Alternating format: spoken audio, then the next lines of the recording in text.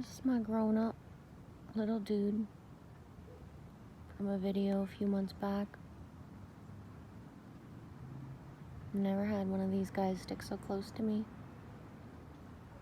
Kinda wants a peanut, but I don't have one right now. But he stays anyway. I recognize him just by the way he sticks close to me compared to the other ones. He's the one that I touched because he was in a spot. He was all jammed up in a tarp. I tried to let him get out himself, but he couldn't. So I grabbed him, brought him back to his little spot, made that video that day. Anyways, just sharing, because me loves him.